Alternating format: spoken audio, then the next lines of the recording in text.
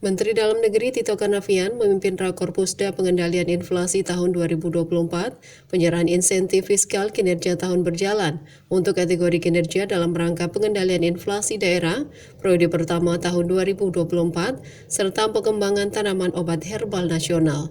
Rakor Pusda ini diikuti secara virtual oleh Kepala Dinas Ketahanan Pangan Kabupaten Siak bersama perwakilan OPD di lingkungan Pemkab Siak di ruang bandar kantor Bupati Siak. Sebelumnya, Direktur Jenderal Perimbangan Keuangan Kementerian Keuangan Republik Indonesia menyampaikan bahwa penyerahan insentif ini bertujuan mendorong partisipasi pemerintah daerah dalam mengendalikan tingkat inflasi di daerah masing-masing dan untuk memacu daerah lain agar semakin meningkatkan kinerjanya. Penghargaan ini dilakukan melalui skema pengalokasian insentif fiskal, di mana daerah penerima alokasi insentif fiskal periode pertama tahun 2024 lebih banyak dari tahun sebelumnya menjadi 50 daerah, terdiri dari 4 provinsi, 10 kota, dan 36 kabupaten.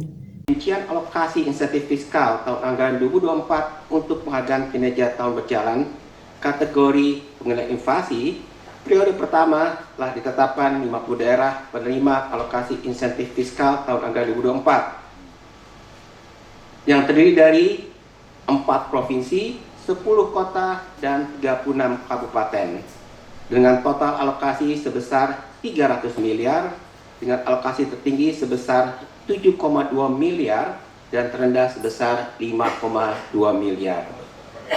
Adapun kinerja Pemda dalam pengendalian inflasi di daerah dinilai berdasarkan pelaksanaan 9 upaya yang menunjukkan upaya pengendalian inflasi pangan yang telah dilakukan Pemda. Kedua, kepatuhan penyampaian laporan kepada Kemendagri, Kemendak, dan Kemenko Bidang Ekonomi yang menunjukkan jumlah laporan yang disampaikan Pemda dalam pengendalian inflasi. Ketiga, peringkat inflasi yang merupakan nilai capaian hasil dari upaya pengendalian inflasi daerah dan juga rasio realisasi dan alokasi belanja tinggi inflasi terhadap total anggaran belanja daerah. Selanjutnya, Menteri Dalam Negeri menjelaskan untuk inflasi di bulan Juli menurun sebesar 2,13%, di mana makanan dan minuman serta tembakau masih relatif terkendali. Namun yang perlu diwaspadai terkait konsumsi dan daya beli masyarakat. Pengendalian inflasi daerah menjadi salah satu kinerja penting, sehingga mampu mendorong seluruh wilayah di Indonesia mengikuti tujuan pusat, provinsi, maupun kabupaten dan kota. Pada hari ini kita baru saja menyelesaikan penyerahan insentif fiskal untuk kategori pengendalian inflasi daerah. Ini adalah salah satu kriteria yang kita gunakan untuk tahun 2024.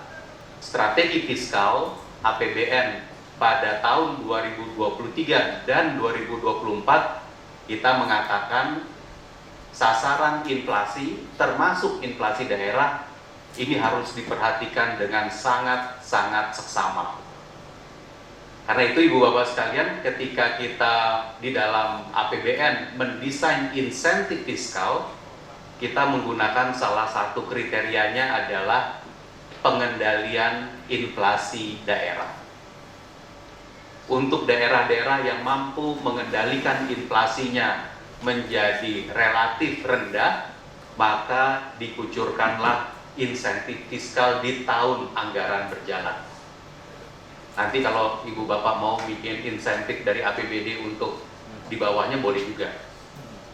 Menurut saya ini adalah satu mekanisme yang menarik untuk mendorong seluruh wilayah di bawah kita mengikuti tujuan dari pusat dan tujuan dari provinsi, tujuan dari kabupaten kota. Adapun 50 daerah yang menerima insentif fiskal kinerja tahun berjalan tersebut diantaranya Kabupaten Siak, Bagan Raya, Padang Pariaman, Tanah Datar, serta kabupaten kota lainnya di Indonesia yang diserahkan langsung oleh Menteri Dalam Negeri dan Wakil Menteri Keuangan. Tim Liputan mengabarkan.